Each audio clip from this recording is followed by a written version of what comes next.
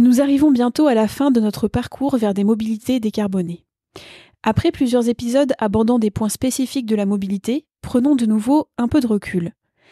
Dans les différentes thématiques que nous avons abordées, les actions à réaliser pour rendre nos mobilités plus durables nécessitent généralement une modification des infrastructures existantes, voire la mise en place de nouvelles infrastructures.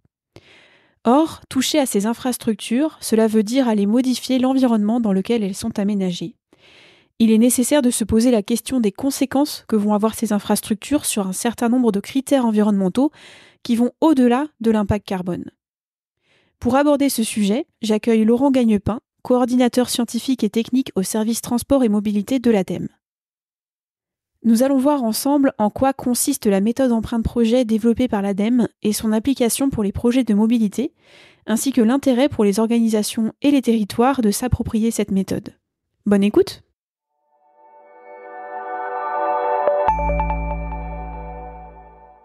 Alors bonjour Laurent, avant de commencer, est-ce que vous pouvez vous présenter, s'il vous plaît? Donc bonjour, je m'appelle donc Laurent Gagnepin. Je suis à l'ADEME au service transport et mobilité depuis 22 ans. Après avoir travaillé 5 ans en laboratoire de recherche et 4 ans à la direction de la recherche de Peugeot Citroën. Actuellement, je coordonne tous nos travaux qui portent sur l'évaluation de l'impact environnemental des transports. Et je m'occupe également des sujets qui tournent autour de la qualité de l'air dans les habitacles des transports et des émissions de particules hors échappement, donc qui sont liées à l'abrasion des pneus, des freins et de la chaussée. D'accord, ok. Alors aujourd'hui justement, on va parler de l'évaluation environnementale des projets de mobilité. Donc vous venez de le dire, vous travaillez beaucoup sur ces sujets-là et notamment sur l'évaluation environnementale de ces projets. Et vous travaillez notamment sur la méthode empreinte projet. Est-ce que vous pouvez nous expliquer en quoi ça consiste cette méthode? Oui, tout à fait. Alors la méthode d'empreinte projet, c'est une méthode qui a été développée par l'ADEME assez récemment. Qui vient en fait compléter une ancienne méthode qui s'appelait Quantigès. C'est une méthode qui est multicritère. Alors pour ceux qui connaissent Quantigès, c'était cantonné sur l'évaluation de l'impact sur le changement climatique. On mesurait que les émissions de CO2. Là, avec la méthode empreinte projet, on est sur une approche multicritère. Donc on regarde 16 indicateurs d'impact environnemental. Donc bien évidemment le changement climatique, mais également d'autres indicateurs sur des problématiques d'eutrophisation de l'eau ou de qualité de l'air, ou voilà, tout un tas d'autres indicateurs. Et un des points importants de cette méthode, c'est que on travaille en conséquentiel, c'est-à-dire qu'on part d'un scénario dit de référence, qui est l'état initial dans lequel on est, et on regarde les impacts de la mise en œuvre d'un projet ou d'une action, et on évalue en fait toutes les conséquences qu'aurait la mise en place de cette action par rapport à ce scénario dit de référence. Et l'idée est bien de mesurer l'impact de chacune de ces conséquences au fil du temps. Donc c'est aussi une méthode qui s'inscrit sur le long terme. On se projette dans le futur pour voir les impacts de la mise en place de l'action. Et dans l'analyse des résultats que l'on peut faire, et ce qu'apporte la méthode empreinte projet, c'est qu'il y a, comme je l'ai dit tout à l'heure, un regard sur différents indicateurs environnementaux, mais il y a aussi une aide à l'analyse des résultats de manière plus globale, où on fait une agrégation en fait de l'ensemble des impacts sur ces différents indicateurs pour avoir, via une méthode dite du score unique, d'avoir une information d'avoir en tout cas un indicateur qui nous permette de savoir si le projet, au global, en prenant en compte tous ces différents indicateurs, aurait un impact positif, négatif ou neutre sur l'environnement. D'accord. Oui, c'est une méthode qui est très complète, c'est intéressant. Et alors, justement, si on parle des projets de mobilité durable, le sujet, qui nous intéresse aujourd'hui, en quoi cette méthode, elle s'applique à ce type de projet? Alors c'est une méthode qui s'applique, en effet, très bien aux projets de mobilité, hein, mais pas que. Elle a été développée au niveau de l'ADEME pour toucher, tous les secteurs, dont le secteur de la mobilité, bien évidemment.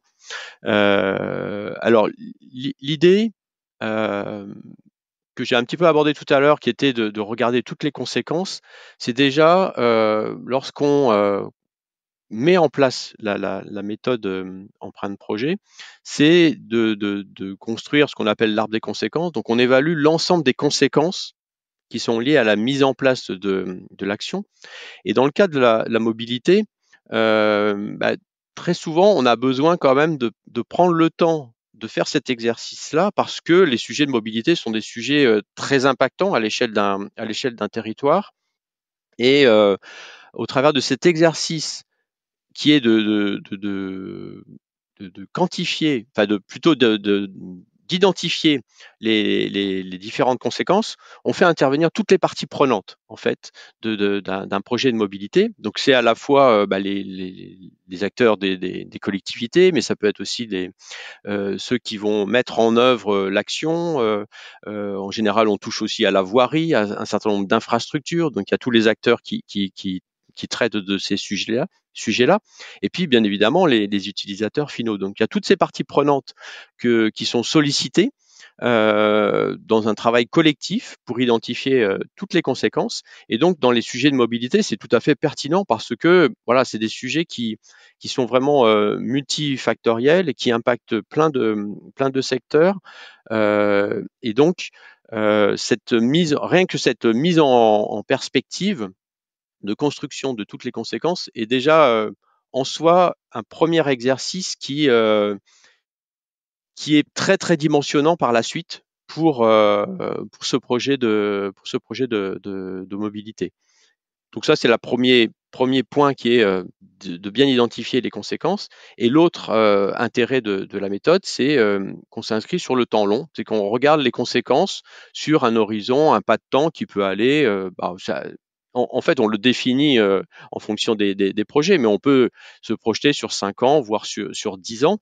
Bien évidemment, plus on se projette loin et plus la quantification est approximative. Mais en tout cas, pour les sujets de mobilité, en règle générale, lorsqu'on modifie un plan de circulation dans une ville ou qu'on crée une piste cyclable, par exemple, on ne doit pas regarder les conséquences à court terme, sur les 6 mois ou l'année qui suit la mise en œuvre de ce changement-là, parce que, en général, ça demande auprès des utilisateurs des changements de comportement. Et on sait que les changements de comportement, ça prend toujours du temps. Et donc, de pouvoir, via cette méthode-là, évaluer les conséquences à 5 ans, par exemple, là, ça permet de bien intégrer le fait que ce changement de comportement va se mettre en œuvre progressivement et d'évaluer, ben voilà, comme je disais tout à l'heure, par exemple, la mise en place d'une piste cyclable, ben pas juste que ben, au bout d'un an, ben, on n'est peut-être pas atteint les objectifs qu'on imaginait en termes de nombre d'usagers de cette piste cyclable, mais si on se projette dans le temps et qu'on projette aussi une montée en puissance de l'utilisation de cette infrastructure, ben, on va s'apercevoir que les impacts induits au départ par la construction de cette nouvelle piste cyclable vont être très réduits si on augmente en fait le trafic et le nombre d'usagers de cette piste cyclable, si on s'inscrit vraiment sur un temps plus long. D'accord. Alors, est-ce que vous avez, des exemples concrets de projets de mobilité qui ont utilisé la méthode empreinte projet? Et est-ce que vous avez déjà quelques conclusions à ce sujet? Alors, j'ai en tête quelques sujets en effet qu'on a commencé à regarder, quelques projets qu'on a commencé à regarder via la méthode empreinte projet. On a notamment regardé le déploiement d'écosystèmes hydrogène.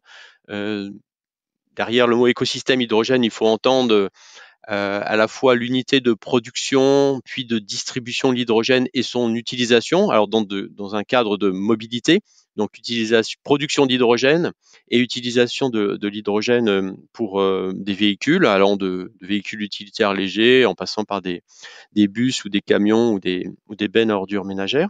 Donc on a pu faire déjà des premières évaluations d'action via cette méthode empreinte projet. Là, c'est vraiment des tout premières études qu'on regarde de manière relativement fine, en collaboration donc avec les territoires et puis les producteurs d'hydrogène. Et un autre exemple qui est assez intéressant, c'est on a évalué l'intérêt de la mise en place de navettes maritimes entre deux ports. Alors ça s'est fait en Corse, cette évaluation-là.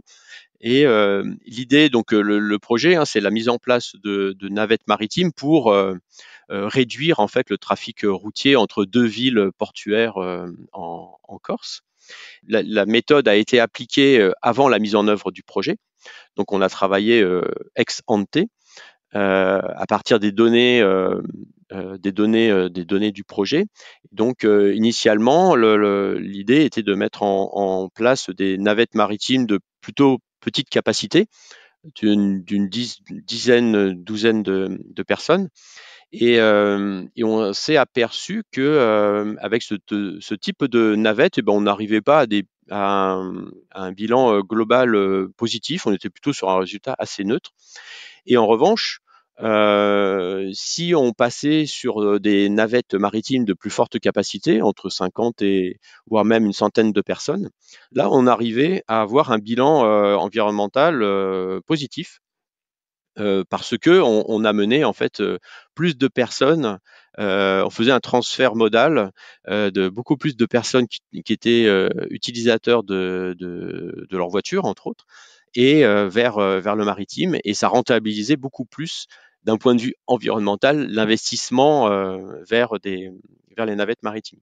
Donc voilà, sur ce type de projet, on voit en faisant une évaluation avant la mise en œuvre, qu'on a pu en tout cas donner un signal indiquant qu'il va aller plutôt s'orienter vers des navettes maritimes de plus forte capacité. Oui, c'est intéressant. Ça permet vraiment de bien dimensionner le projet dès le départ et de pas partir dans le mur, entre guillemets, sur ce type de projet. Alors on l'a déjà un petit peu, enfin, vous l'avez évoqué un peu en filigrane quand vous avez parlé du fait d'utiliser la méthode pour les projets de mobilité. Mais je voulais revenir sur les bénéfices pour les entreprises et les territoires de partir dans cette démarche. Pourquoi, selon vous, c'est important que les entreprises et les territoires fassent une évaluation environnementale de leurs projets de mobilité et les bénéfices qu'elles peuvent en retirer? Je pense que là, au travers des quelques exemples qu'on a pu évoquer tout à l'heure, on s'aperçoit que souvent sur les projets de mobilité, il y a un besoin de communiquer en fait, parce que très souvent les projets de mobilité, ils impactent quand même lors de leur mise en œuvre. Déjà, il peut y avoir des travaux et autres qui sont un peu pénalisants pendant un certain temps. Et puis derrière, ça re-questionne un peu les usages, et donc il y a tout un tas de cheminements, de changements de comportement qui vont devoir se mettre en place. Et typiquement, si on fait une évaluation ex ante avant donc la mise en œuvre du projet, ça permet d'asseoir un peu sa communication, d'apporter des éléments lors des discussions, notamment tout ce qui est discussion publique et autres, et de pouvoir un peu plus facilement, entre guillemets, vendre les intérêts en fait du projet, et de montrer via cette quantification l'intérêt via les impacts environnementaux de ce nouveau projet. Encore une fois, toujours en partant du scénario de référence, c'est-à-dire qu'on part du scénario qui est l'état initial, celui dans lequel on est actuellement, et on quantifie toutes les conséquences de la mise en œuvre de cette action. On peut associer un grand nombre de personnes pour le faire. Et on sait que plus on associe de personnes à un projet, et plus derrière, en général, ce projet sera accepté. Et ensuite, on quantifie. Et une fois qu'on a la quantification de ces impacts, eh ben, on peut communiquer sur ces résultats-là et voire réajuster, comme voilà, je disais tout à l'heure, faire des réajustements parce que on peut identifier que certains endroits, il y a des choses qui ont des impacts négatifs sur l'environnement qu'on n'avait peut-être pas forcément imaginé et qu'on peut améliorer aussi le projet et au final avoir une communication qui s'assoit sur un début en tout cas d'idée de ce que serait l'impact environnemental du projet une fois qu'il sera arrivé à son terme et qu'il sera vraiment déployé. Donc il y a un vrai enjeu pour moi dans la communication, dans l'aide à la communication, de pouvoir faire ce genre d'évaluation environnementale ex ante et de manière pas uniquement en regardant que le volet carbone, mais en regardant tout un tas d'autres indicateurs et donc d'avoir une approche vraiment multi-indicateurs et multi-impacts environnementaux. Et puis le fait de connaître cet état initial, ça permet aussi de peut-être de s'assurer que ce qu'on met en place, ça s'applique bien à son propre territoire, qu'on met pas en place juste des techniques qui ont bien marché ailleurs en se disant ça a bien marché ailleurs donc ça va marcher chez nous. Enfin, j'ai l'impression qu'il y a aussi ça qui est intéressant. Oui, oui, c'est en effet, hein, c'est en général très très difficile de dupliquer des solutions. Alors on peut partir d'exemples, hein, d'exemples qui ont bien marché et se dire est-ce que ça marcherait bien sur mon territoire et justement et via cet exercice-là, hein, via le cheminement en fait que propose la méthode empreinte projet, de vraiment regarder si cette bonne idée qui a fonctionné quelque part, comment elle s'applique à mon territoire. Est-ce que les conséquences que va avoir ce projet, cette action, est-ce que les conséquences vont être les mêmes que sur un autre territoire? Pas forcément. Il y a des choses très très variables, hein. La topographie d'un territoire fait que peut-être que des solutions qui auront marché sur un terrain, une ville relativement plate, marcheront beaucoup moins bien sur une ville qui a un relief plus accidenté. Mais en tout cas, ça permet de se poser les bonnes questions au moment de la constitution du projet. D'accord. Alors j'ai une dernière question pour, clôturer l'épisode. Je voulais savoir comment, les collectivités et les territoires qui veulent, enfin s'impliquer dans cette méthode, comment ils peuvent s'y prendre, pour démarrer ça? Comment on fait quand on se dit: «OK, maintenant je veux me lancer là-dedans»? Alors, l'ADEME a mis en place donc il y a un guide méthodologique de la méthode empreinte projet, hein, qui est disponible en ligne, donc qui est très didactique, hein, et qui présente en fait les douze étapes de la méthode, avec un guidage assez précis de ce qu'il faut faire pendant ces différentes étapes. Alors, ça a beau être très détaillé, malgré tout, il est quand même nécessaire d'avoir une connaissance je dirais en analyse de cycle de vie pour pouvoir mettre en œuvre ce genre de méthode. Alors, cette compétence-là peut être en interne de la collectivité, hein. Il peut y avoir une personne ou deux qui sont déjà familiers de l'évaluation environnementale et de l'ACV, de l'analyse de cycle de vie. Si c'est pas le cas, la collectivité peut s'appuyer sur un bureau d'études dit ACViste, qui lui aura la compétence et qui pourra interagir avec la collectivité pour mettre en œuvre la méthode empreinte projet. D'accord. Alors j'ai parlé de collectivité, mais dernière petite question, est-ce que, un employeur, une entreprise peut aussi, utiliser cette méthode? De la même manière, c'est exactement la même chose, hein. C'est pas propre à des projets de collectivité, ça peut s'appliquer aussi à des projets portés par des entreprises, avec exactement le même cheminement, hein. La méthode ne fait pas de distinguo entre les utilisateurs. Elle s'applique de manière multisectorielle et aux multi-utilisateurs, que ce soit une collectivité ou une entreprise. D'accord, super, oui, c'était important de le préciser, c'est pas réservé qu'aux collectivités. Ça concerne tout le monde.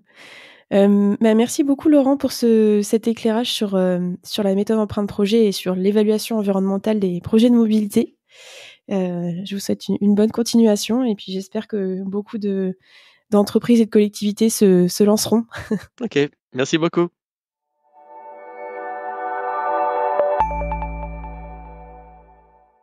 Merci à Laurent de nous avoir expliqué la méthode empreinte projet et de nous avoir éclairé sur les impacts des projets de mobilité décarbonée. Vous trouverez en description de ce podcast un lien pour en savoir plus sur la méthode.